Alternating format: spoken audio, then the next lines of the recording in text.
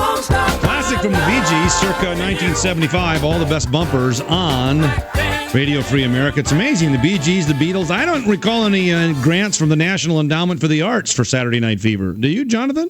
No, I don't. It's amazing how that works. I don't know how they came to be. Okay, Obamacare report out today, front page of the Wall Street Journal. The people signing up for the healthcare.gov or the state-run exchanges tend to be older and a bit sicker. How's that going to work when insurance is based on younger, healthier people subsidizing older, sicker people, but only older, sicker people are going to be in these new pools? Yeah, that's those economic laws again. I mean, I'll share with you my personal story. I'm 30 years old, and I've been on the individual market for a number of years now, and I've always been healthy, knock on wood, and I was paying a monthly premium of about $80, which nice. is reasonably low and great. Well, of course, my plan was canceled and had to go on to take a look on the exchange to see what the alternatives are.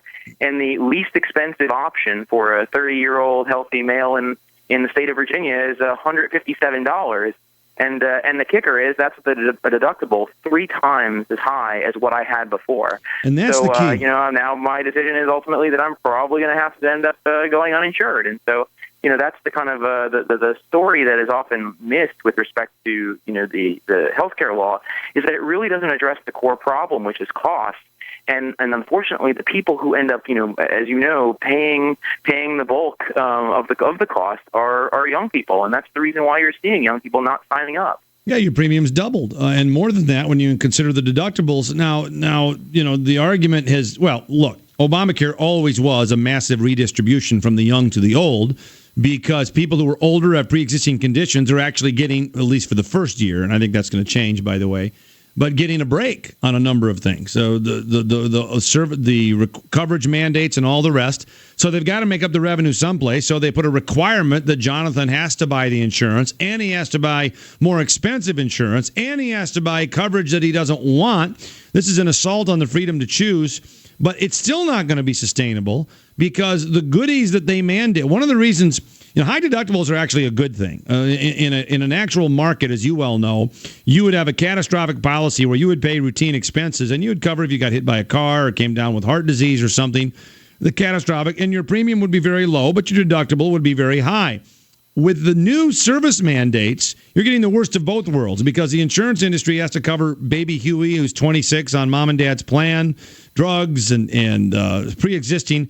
They have high deductibles and high premiums. There's no trade-off anymore. Yeah, that's exactly right. And, of course, in a market setting, what you would want to see is specialization, which would help to bring costs down, right? There's no reason why, you couldn't have, people who specialize in one very particular kind of surgery. Or, you look at things like minute clinics at CVS or Walgreens.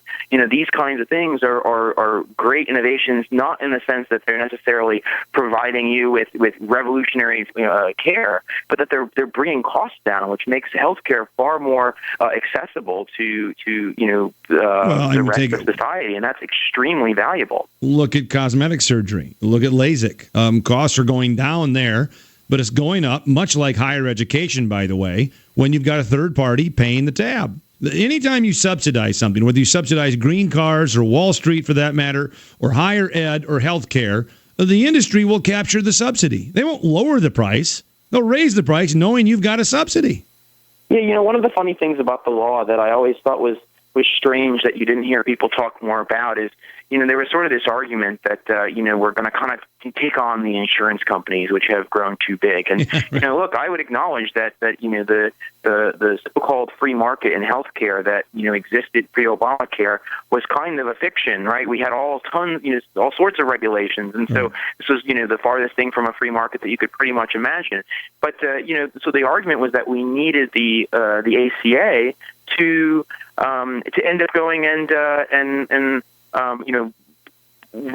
add regulations that were going to end up undoing some of the problems that we were seeing from the private sector. But the reality is that there was an article in the New York Times some time ago that was making the case that New York State was going to be much better off under the under the ACA. But the reason why was because it was actually, in that case, New York State had passed such incredible regulation that the law was actually going to deregulate the state. That's not true everywhere else, and no one really kind of talks about the interstate differences that exist with respect to the law. Well, that's what's so frustrating, going back to the Republican ineptness, and that is there's a relatively easy fix, and you could even embrace the exchange and say, look, if you want exchanges, and even if you want a subsidy for the truly impoverished, go ahead. I don't believe in that, but we're not going to change the world overnight. But what we are going to do is we're going to allow interstate competition. And we're going to repeal all the mandates, including the state and the federal mandates. We're going to change the tax code so everybody buys on the individual market. Your employer will pay you cash. You'll take that money. You'll buy. If you want to go on Obamacare, fine, go ahead. But without the mandates and with true interstate competition and tax equity, all of a sudden you'd be back to your $80 a month premium pretty quick. Yeah, I think that's right. And I think, that there needs to be also a discussion in this country, not just about Obamacare, but about the role of government in healthcare to begin with. The same sort of, again, principles that people are critiquing the Affordable Care Act for also exist with Medicare. They also exist with Medicaid.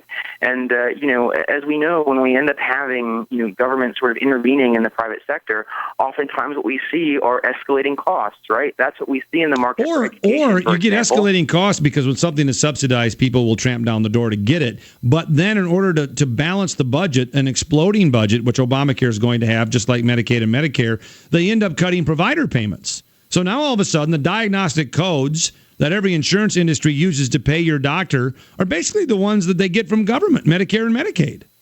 Right. But which are below market. That's exactly right. And I think that from a budgetary perspective, right, we can't solve the budget problems that we have by increasing the role of government in the healthcare market, because it is those healthcare costs that are ultimately going to blow our budget to smithereens. And so, we have to ultimately radically rethink the role that government's playing in healthcare in particular, as well as many other. Well, and if we don't, it's going to happen anyway. There are going to be concierge markets. People are going to go to Costa Rica. I mean, there's always a black market. People want more information on the Coalition to Reduce Spending. Jonathan, where do they go? Yeah, www.reducespending.org. Send us an email, give us a call. We're always looking for people to be involved. Jonathan Bydlak, thanks so much. Always good to hear your voice, my friend. Appreciate it.